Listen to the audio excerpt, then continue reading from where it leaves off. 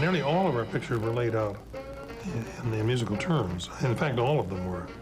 I would go in and talk to Carl Stallings, the musician, and he would give me a tempo to work with. And so I knew that it was, say, 2 12s or 4 6s or 2 8s or whatever the tempo might be. We use those terms rather than 2 4 and so on, because that's a number of frames there are in between. Let's say you're on 2 8s. It would mean if somebody's walking, they would walk on 8 beats. A stroll would be 12s. And so, but the thing would be laid out that way. Now, do you know how to reach Planet X? Oh, sure.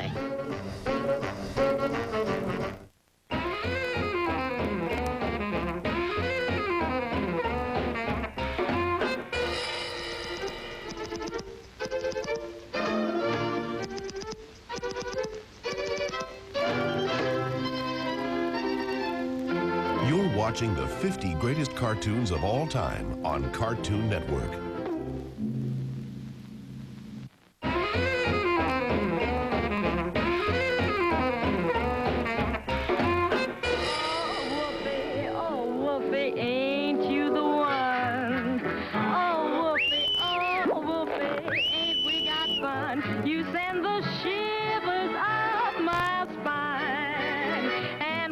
The 50 greatest cartoons of all time will return after these messages.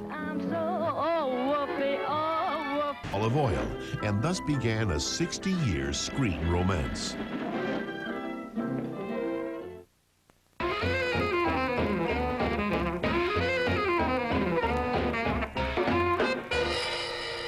The Popeye cartoons of the 1930s are among my all-time favorites, I wish a new generation would discover them in black and white and grow to love them the way I do and all my friends did when we were growing up. And A Dream Walking is a perfect example of how clever and original they were. Wonderful use of black and white, wonderful use of perspective, clever, funny, and they also made use of the songs of the day. That was a popular song from a Paramount picture, and they took it and used it because they were produced by Paramount at the time and they could use the song. Why not?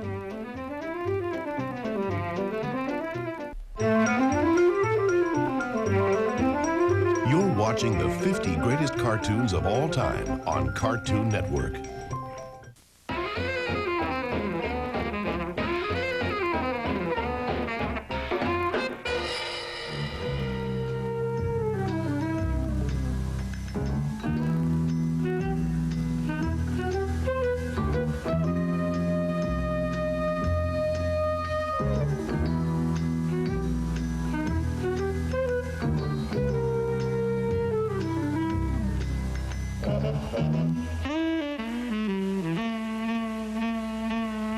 The 50 greatest cartoons of all time will return after these messages.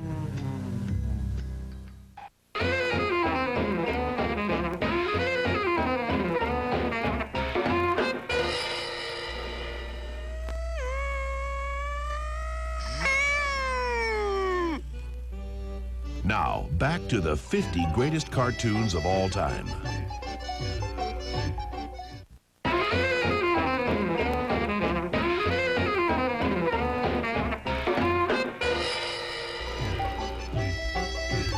The 50 greatest cartoons of all time will return after these messages.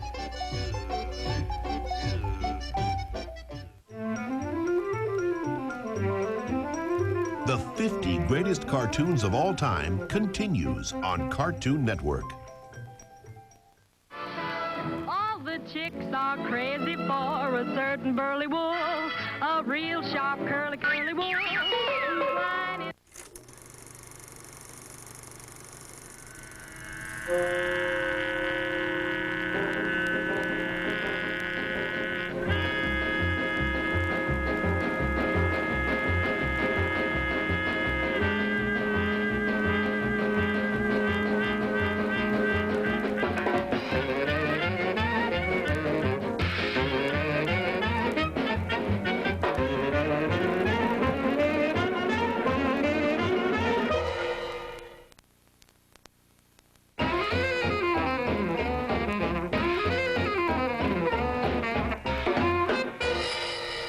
I love Droopy. Droopy's one of my favorite characters. And I'm particularly fond of Signor Droopy. It's just a typically funny Tex Avery Droopy cartoon. But can you imagine that many years after seeing it, I was introduced to a woman here in Hollywood. I said, oh, this is Lena Romay. I said, Lena Romay, you're the one in Signor Droopy. And she looked at me like this was what I remembered of her career. But she was very pleased that I knew of it. And indeed, she was a singer of some renown in the 1940s and had a career that spanned many things beyond appearing in this cartoon. But that was the first thing I knew.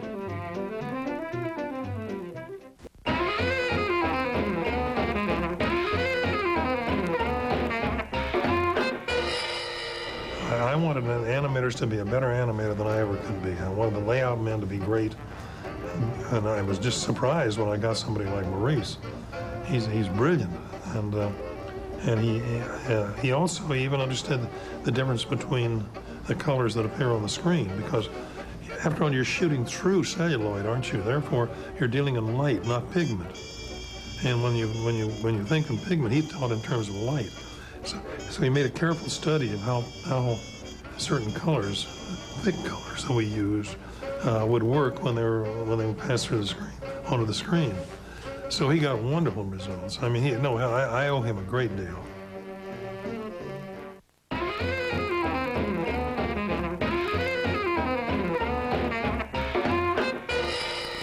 People today tend to dismiss the short subjects. And it was a very short period, really. I mean, after they did the Three Little Pigs, from the Three Little Pigs to when they started on features was about 7 years. But think about it, in that time they did the band concert, one of the greatest cartoons ever made. They made the Clock Cleaners, another great one. The Old Mill was really a calisthenic to learn how to draw the kind of backgrounds they needed. The Ugly Duckling is one of the greatest cartoons ever made. No dialogue, none at all. And Speed, later we got a lot of credit for. In The Tortoise and the Hare, they had the tortoise playing tennis with himself. He was so fast that he'd hit the ball and get over on the other side and hit it back. I paid a great tribute to that.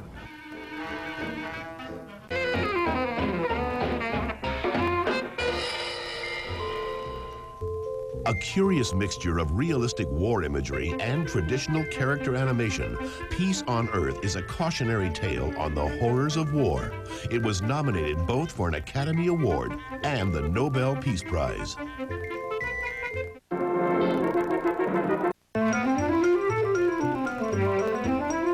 The 50 greatest cartoons of all time will return after these messages.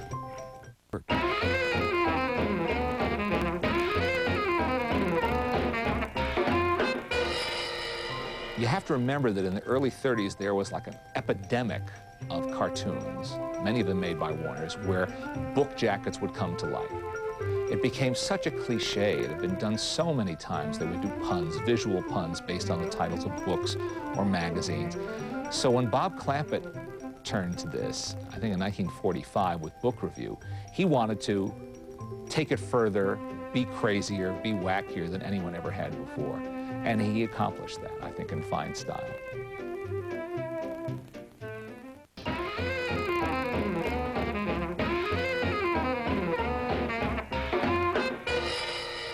Ironically, Bob Clampett, a director who's so closely associated with all the great Warner's characters, helped design the first Mickey Mouse doll for Disney while still in his teens.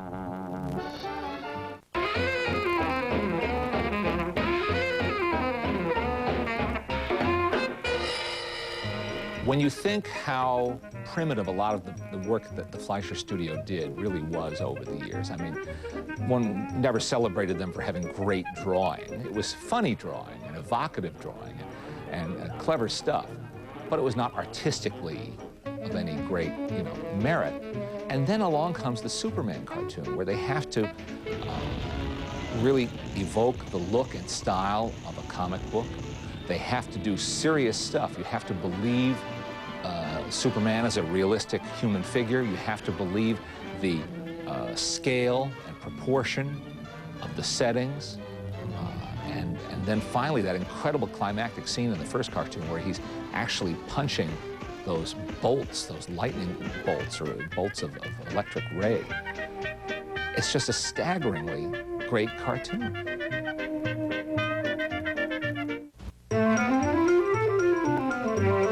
The 50 greatest cartoons of all time will return after these messages.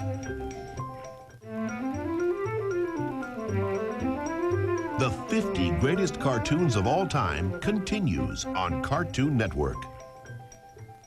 The cook in the kitchen and the Duchess too. The dormouse and the teapot and the man had it too. How do you do? Ooh.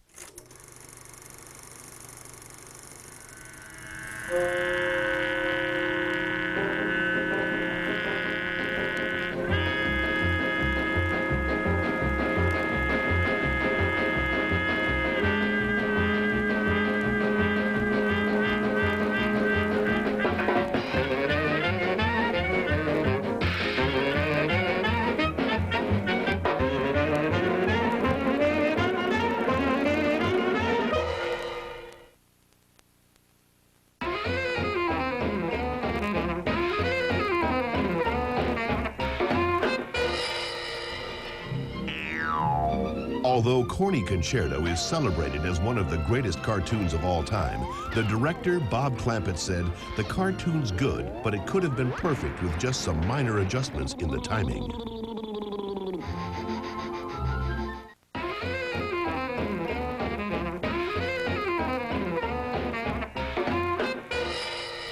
I can't imagine what it must have been like to see an animated cartoon, never having seen one before. We take them so for granted now. We've all grown up with them our whole lives. So the newness of it must have been just startling. I know that when Gertie the Dinosaur was first shown, when Winsor McCay would project the film, it was a multimedia event. He would be standing on the side of the screen and he had his trained dinosaur, Gertie, who would step out on screen. And it was, of course, this animation. And people thought it was some sort of trick. People thought there was something going on, that there was some, you know, I don't know, puppet? I don't know what they must have thought it was, but they didn't get that it was a series of moving drawings. Not everybody understood that right away.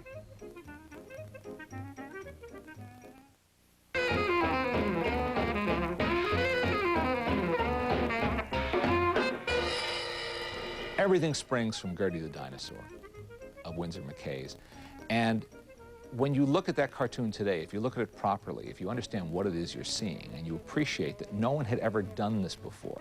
There'd been animation before this, but no one had ever tried to really bring a character to life from scratch. Not adapting a comic book, a comic strip character, not just making drawings move, but creating a character who had personality, who lived and breathed. It's an astonishing achievement because Gertie still communicates to an audience today. Still charming, still wistful and funny. And when you think that Winsor McCay had no books to go to study how to do this, no one to consult, he just had to invent it on the spot, drawing by drawing. It's an inspiring achievement and a wonderful film.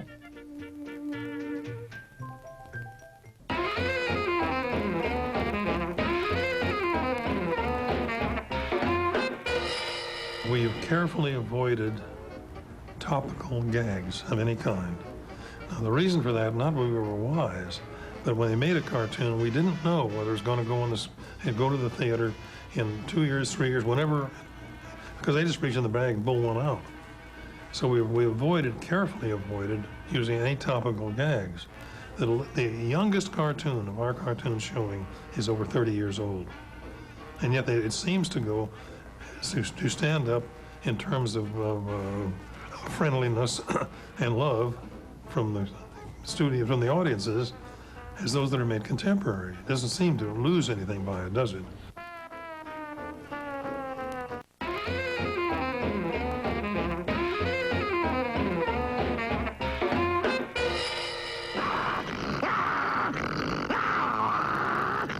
You're watching the 50 greatest cartoons of all time on Cartoon Network.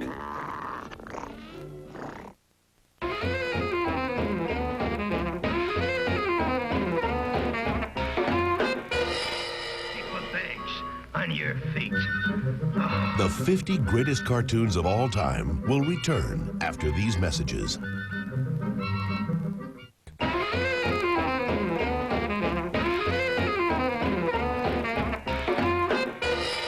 The studio closed and we went into television. Now, a lot of people scorn television. They didn't want to get involved in it. Why can't you do the cartoon like you did the Tom and Jerry? There was no money. I mean, good heavens, we were doing a cartoon for $45,000, a Tom and Jerry 5-minute cartoon. When we started television, we were getting $2,700 for a 5-minute cartoon. Wait a minute, $2,700? How do you do that? Very simple, less drawing.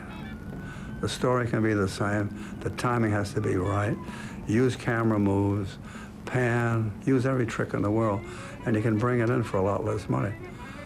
And the result was, on the first cartoon I did on Huckleberry Hound for television, I took into Chicago and ran it for an agency and about 45 members of the staff and whatever, and they fell off their chairs laughing at the cartoon, which had the new technique in it, which proved to me that it was the material and the timing that was putting it over, and not necessarily how many drawings you had in it.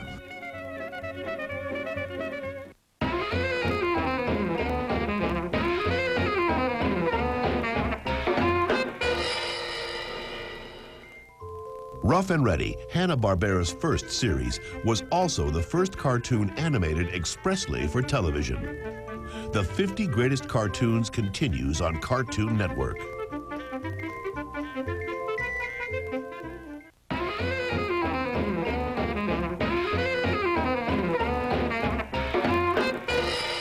Well, first of all, I got to say that it's situation comedy.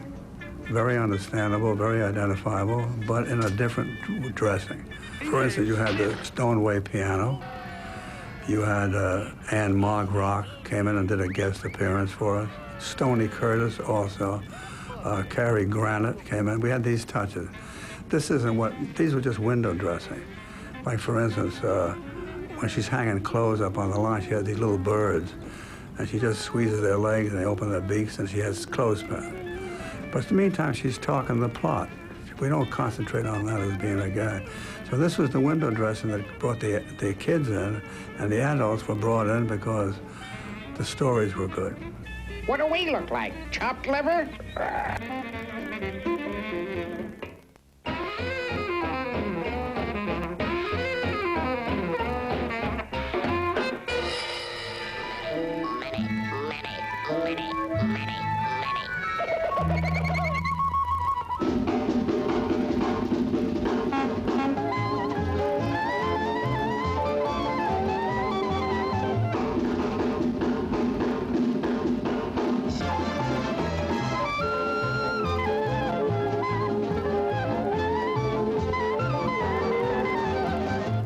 Back to the 50 greatest cartoons of all time.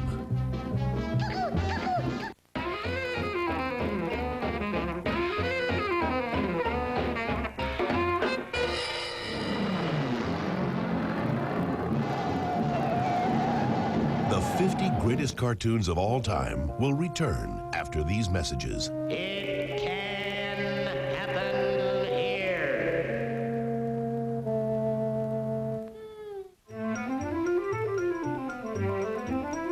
The 50 greatest cartoons of all time continues on Cartoon Network.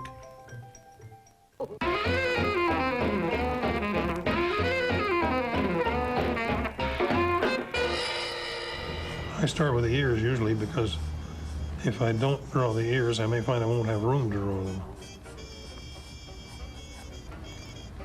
There you go. I'm generous. I got three.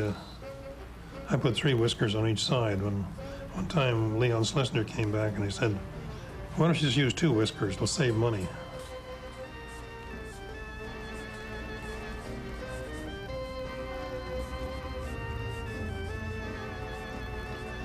I tell children, if you want to know how to draw Bugs Bunny, draw a carrot and then just hook a rabbit onto it.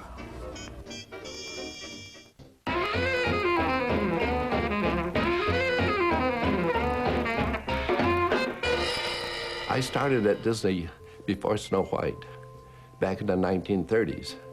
And I started painting backgrounds for the silly symphonies. I've sat many times with Walt and discussed production problems. One time I had a room, it was on an L, and he had a big picture window by his desk, and I had a big picture window by my desk. We could look across each other, and he could see what I was doing, and I could see what he was doing. I wouldn't dare go home until he left. Well, he was always working overtime. And so around 8 o'clock, you know, he'd come around to my room and say, "Well, you still here, Maurice?" I said, "Oh, yeah, I have a few things to finish, Walt." But the minute his light went off, boy, I was out of there like a shot.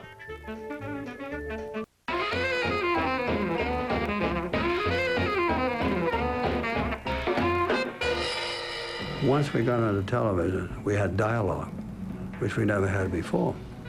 And it so happened the first two people that came in to talk to me was Dawes Butler and Don Messick.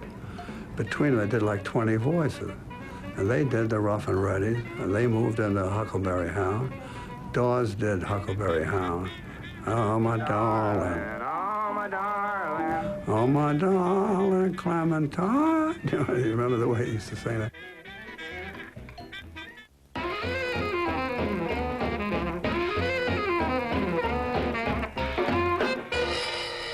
Popeye became so popular in the mid-30s, surpassing even Mickey Mouse for a while, that they finally decided, well, we have to do something more special with him. We just can't have him in these ordinary cartoons. So they did a double-length, two-reel Technicolor special, and they ended up doing 3 of them. And Popeye Meets Sinbad is just a terrific cartoon that makes use not only of the Fleischer gag machinery at its best, and the great character that was Popeye, with Jack Mercer doing his voice and his little ad-libs on the side, and May Questel as Olive. But they also had an amazing device that Max had invented, because he was an inventor at heart, that gave a 3D effect to some of the scenes. And not even Walt Disney had thought of this or tried using it, but they actually built cardboard and papier-mâché sets and put the characters on their cells in the midst of them. And it gave an incredible feeling of depth to those scenes. It was an innovative idea that nobody ever copied.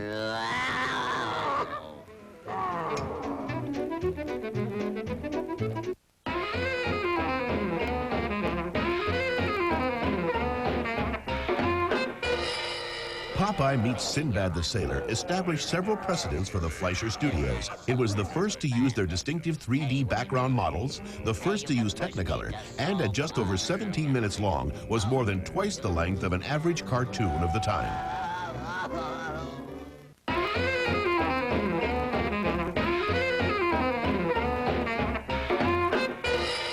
Well, Mel was an all-purpose person. I mean, his genius was incredible. Which he would never see a story until it was completed. Until I'd completed all my layout drawings. The same thing with Riz. And he'd come in about an hour before the picture, and you'd go over the entire story with him, and then he'd record it. That's all he knew about the story. He'd go through my layout drawings and see what I wanted, and then when we're recording, he wouldn't go from Bugs Bunny to Daffy and back. He would do all of Bugs' lines, and I'd be Daffy. So I'd do the Daffy lines to him, and he'd reply in Bugs. And then we'd reverse, and I'd read the Bugs lines, and he'd do the Daffy, and so on. I demand that you shoot me now. He was incredible, a wonderful actor, invaluable. I mean, like I guess over there they have about 8 people doing the lines that this one man did. So he was a great, great man.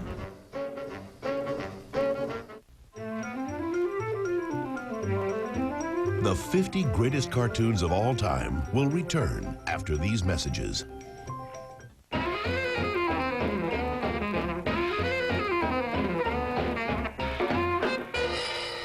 Frizz understood personalities, and when you think, and he drew beautifully. He wouldn't say he did, but he did. And he contended that Holly Pratt, who was the character layout man, was the one that did the work. It wasn't true at all. I learned more about drawing from Frizz than from anybody. And I say he was the cornerstone of the Warner studio.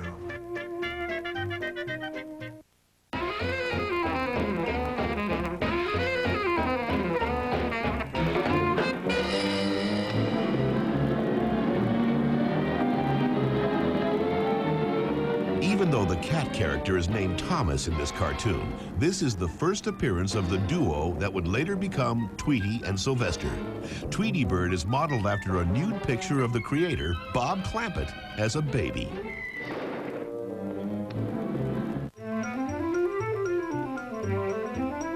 The 50 greatest cartoons of all time continues on Cartoon Network. Oh, the most remarkable, extraordinary fellow, Sinbad the Sailor.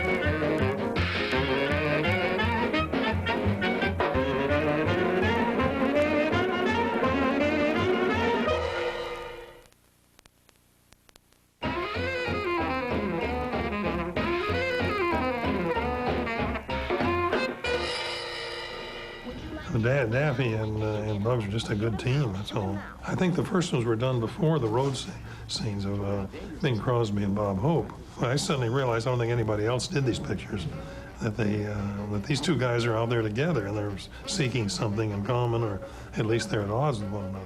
Now, I'm going to phone New York long distance. He doesn't have to shoot you now. I'll go.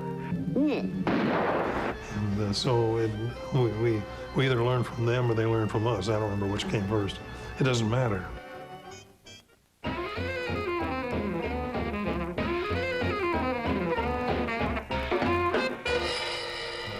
Rabbit Seasoning is the ultimate Chuck Jones cartoon for me because it depends so much on subtlety, on nuance. When Bugs and Daffy get into their verbal warfare, Right there. Pronoun trouble. I mean, the dialogue that Mike Maltese wrote is fabulous, but it's also their expressions. Bugs can get a laugh just by wriggling his eyebrow. Yes? Daffy just by, you know, arching his eyes in a certain way. That's what Chuck Jones did better than anybody, and using those characters in a way that no one else had before, stretching their expressiveness and the boundaries of their faces.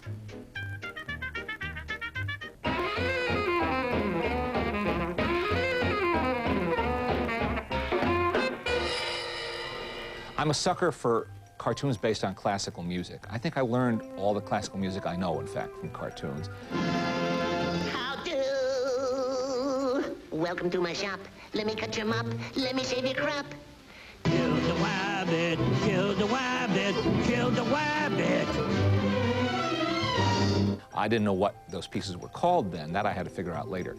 But I love the way great classical music seems to have inspired the cartoon makers to come up with the cleverest gags they ever did.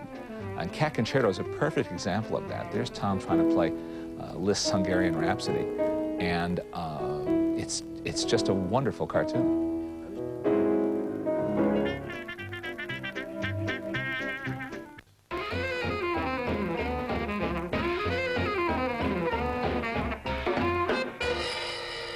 Well, let's say, take for instance a cartoon like Cat Concerto.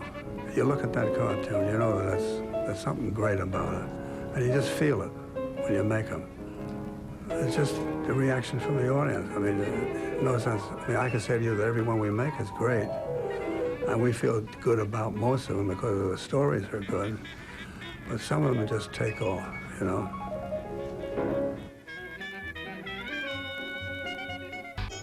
Now, back to the 50 greatest cartoons of all time.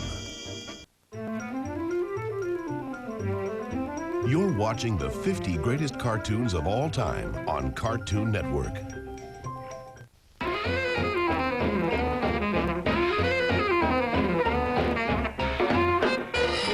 done it?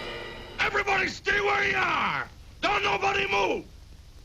The 50 greatest cartoons of all time will return after these messages. That goes for you too, bud!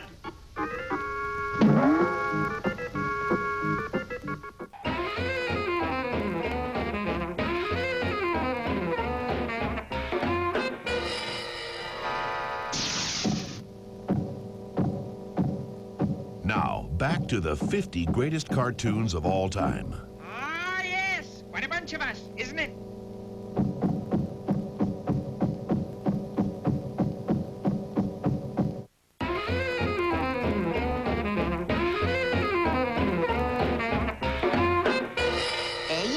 You're pixelated.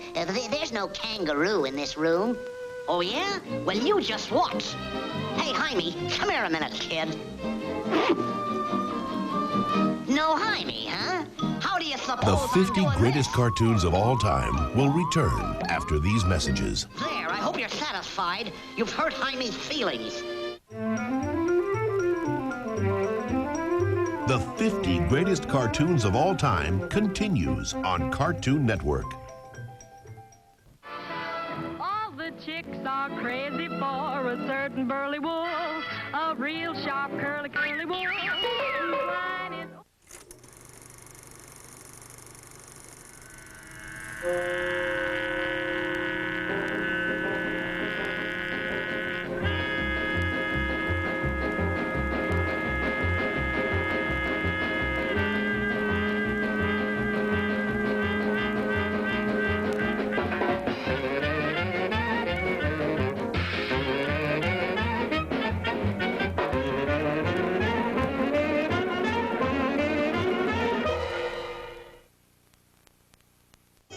Now, back to the 50 greatest cartoons of all time.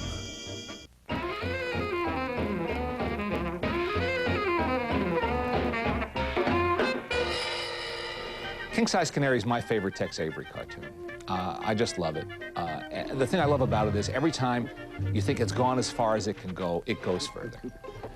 Until, of course, they have to stop because they ran out of the stuff. Ladies and gentlemen, we're gonna have to end this picture. We just ran out of the stuff.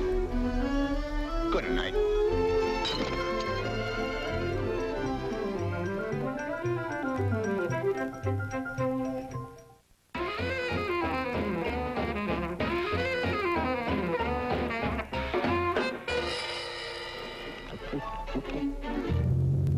The 50 greatest cartoons of all time will return after these messages.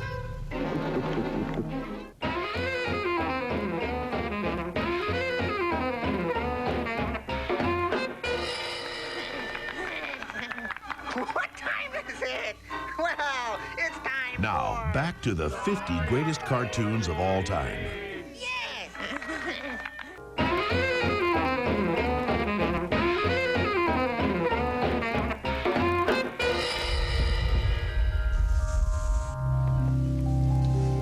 The 50 greatest cartoons of all time will return after these messages.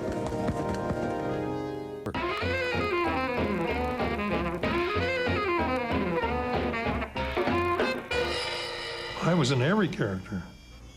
Where do you go to find characters? I mean, you can't go outside of yourself, but lurking within you, everybody is a Daffy Duck. Everybody has a Daffy Duck in them, because all Daffy wants is the best of everything. There's nothing evil about Daffy. He just wants his share. It's mine, you understand? Mine, all mine. Get back in there. Down, down, down. Go, go, go. Mine, mine, mine.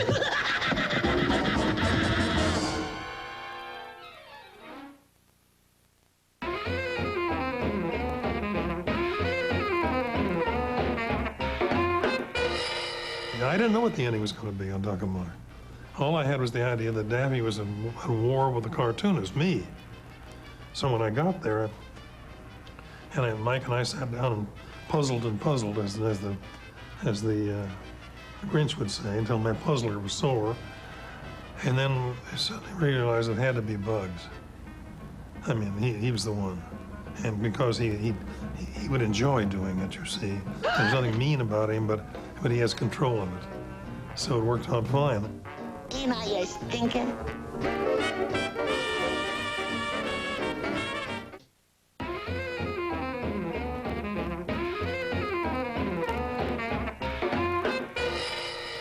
You have to have restrictions in art. You have to decide where you won't go. Comedy isn't so much what you do as what you don't do. And you have to live rigidly by that discipline. So I decided that I was making this film that nobody would be able to hear the frog except the audience and the man who found him. Otherwise, he wouldn't perform for anybody. He doesn't do it maliciously, he just doesn't do it. You never knew what his intents were. Well, this was tough, and I think when you're doing a picture, there comes a point where you have to abandon it.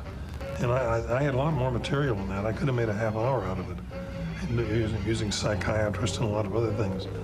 But it came out as people believe it's a jewel, and I'm willing to accept that's what they believe. Not that I believe. I just want a picture that I was rather proud of because it did obey and slavishly responded to the disciplines we applied there. And that's the essence of humor.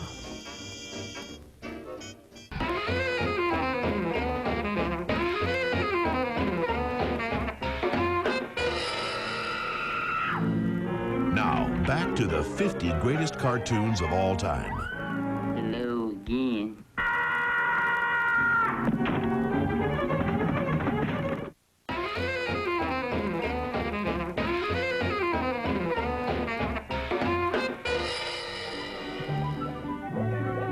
The 50 greatest cartoons of all time will return after these messages.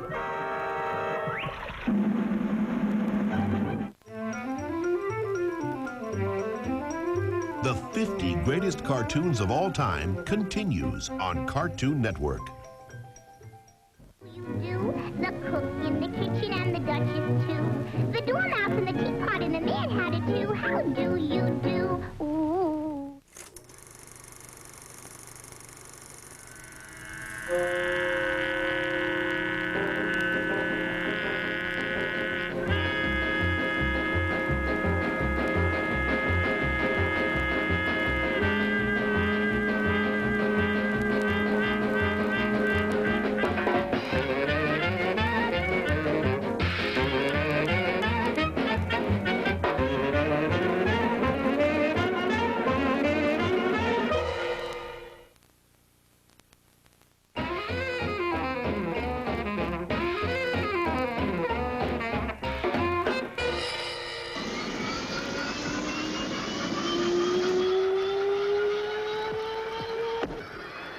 Now, back to the 50 greatest cartoons of all time.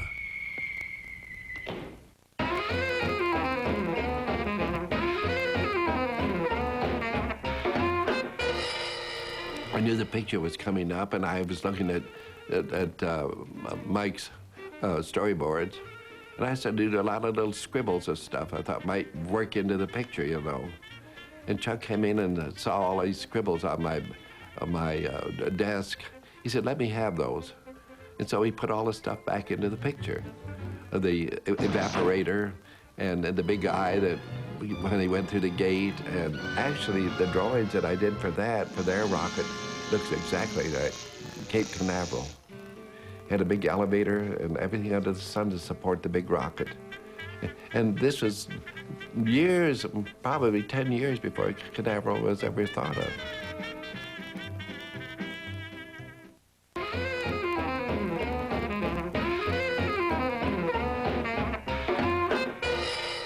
Well, Duck Dodgers was most people have never seen Buck Rogers, I believe. That was the Superman of his day. And Mike knew all of those stories and seen the films, so he knew the lore there, and so I had to milk him to find out what Daffy would be likely to do. But that business of going up and say, every time he sped with Duck Rogers, he would say, "Duck Dodgers! Duck Dodgers in the 24th and a half century!" Duck Dodgers in the 24th and a half century! I love that 24th and a half century.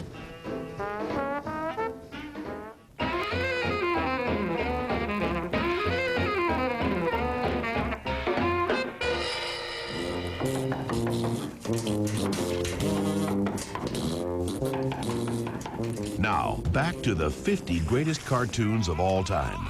What?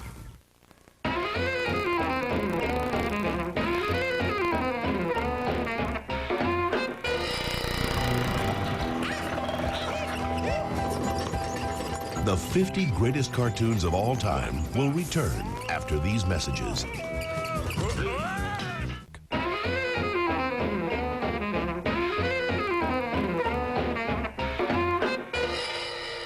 When you think about all the innovations in combining live action and animation over the years, from the earliest attempts that Max Fleischer did with Out of the Inkwell, right up through the really high-tech stuff of Who Framed Roger Rabbit and some of the more modern things like Space Jam. And then you look at what Friz Freleng did in a couple of days for something like $400 with a borrowed camera with no sound.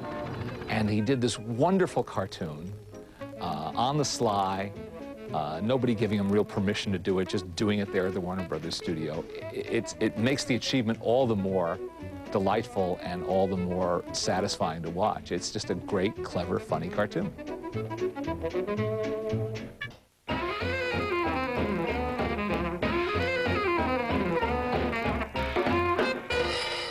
That was Cal Howard's idea when Tex was doing one of the first Daffy Ducks. He wasn't satisfied with the voice, so Cal said, "Why don't you use Leon's voice? He has a slight lisp, and you know, what's it doing, Philip?" Hello, Porky. Come on in. Hello, Mr. Hello, Leon. Well, Porky, what's on your mind? What can I do for you? We'd say we're working on Porky Pig. That's all right. Put in lots of jokes. I'm off to the races. And so it was a good little voice, and so we called in Mel and asked him if he could do Leon's voice. Oh, sure, I can do it. So that's the way it worked.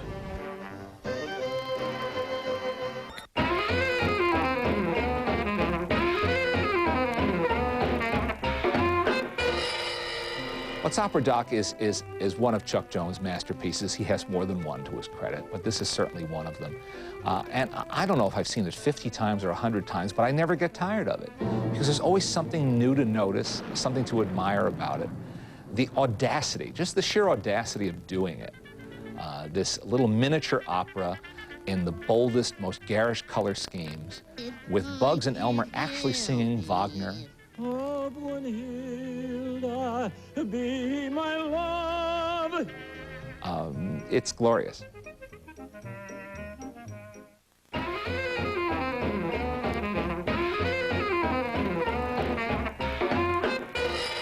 Everybody thought I was nuts. You know, I was doing all sorts of stuff, and I had this room, and I had all my sketches up all around the board. Roomers would come in, they'd peek in and look at it, and I have this stuff, and they'd say, "What the hell are you doing?" You know, and one day, Friz Freleng came in, and he was like Yosemite Sam, a little short, red-headed guy, and quite explosive when he wanted to be. He put his hand on his hips like this. He was standing at the door, and he looks around and looks around and looks around like this. And he says, "What the shit?" and walks out the door. And that's the only thing he's ever said about that picture.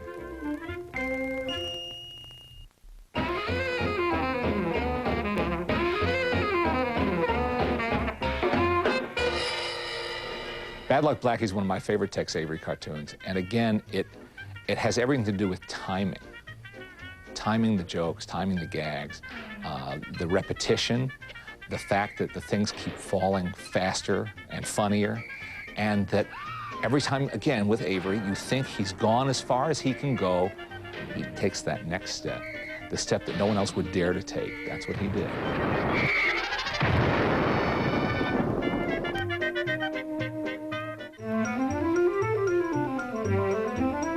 The 50 Greatest Cartoons of All Time continues on Cartoon Network. Cucaracha! Cucaracha, cucaracha! Cucaracha, cucaracha!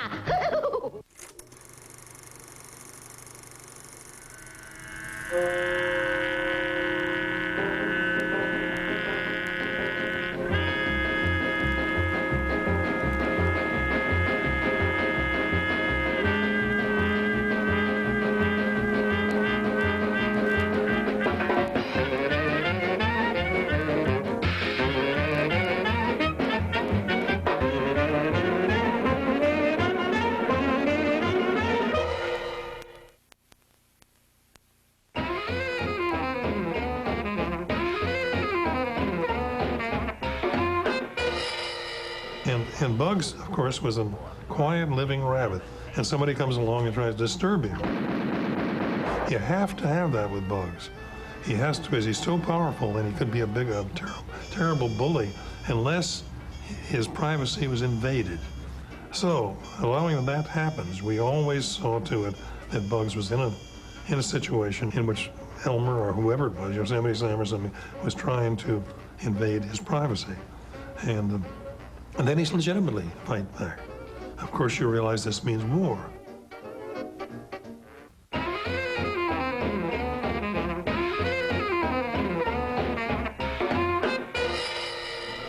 can hardly wait to see what happens at Dick Tracy. I love that man.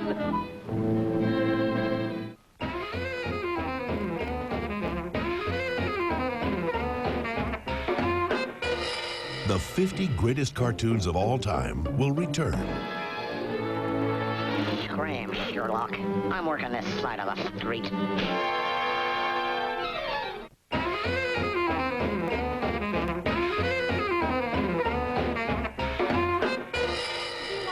Now, Daddy, don't be mean. Hey, Whoopee! You better... Now, back to the 50 greatest cartoons of all time. Revelation with a bit of stimulation.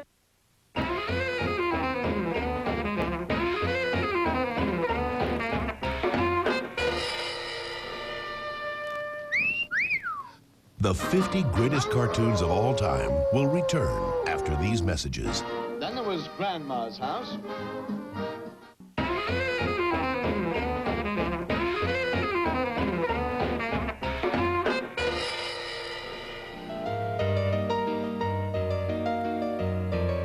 Now, back to the 50 greatest cartoons of all time.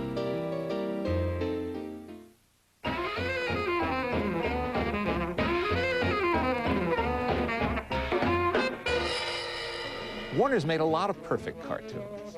The amazing thing is that they made them on an assembly line. When you think of a perfect work of art, you think about, there's that line about art is never finished, it's taken away, because a real artist is always refining and revising his thoughts and fine-tuning what he does. They didn't have time to do that at Warner Brothers. They were on a schedule. They had to keep turning them out, one after another, without much recognition either at the other end. They just kept doing it, very rarely getting a pat on the back, very rarely being mentioned in the press. They just kept doing it. Then when you look at what they did, and you say, wait a minute, that was just one of 20 you did that year? That was one of 40 that the whole studio did that year? And any one of these cartoons, you'd be proud, or I'd be proud to have, you know, as our epitaph, as I achieved that in my lifetime. I made that great cartoon. They did it all the time.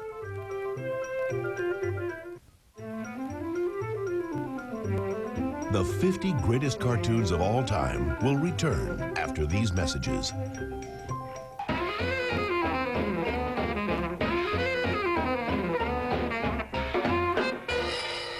I think everybody at Warner's was influenced by Tex Avery. I don't think there's any question of it. They then developed their own styles, as Bob Clampett did, as Chuck Jones did, as so many others did. But Avery was the first one to push that envelope, to use the current term.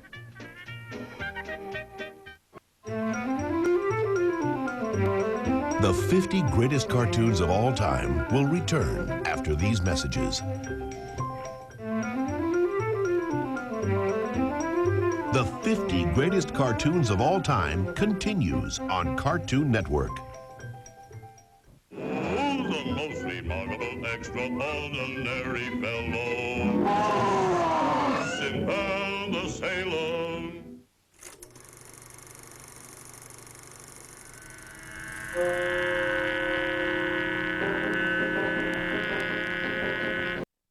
Great cartoons, proof of that being something like Bob's Birthday, a fairly recent one, which is adult, contemporary, very funny, and shows that the art of making great cartoons is far from dead.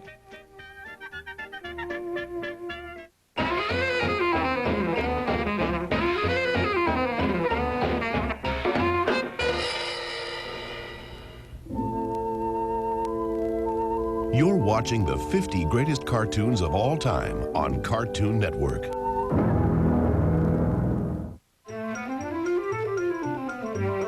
The 50 greatest cartoons of all time will return after these messages. The Now, back to the 50 greatest cartoons of all time.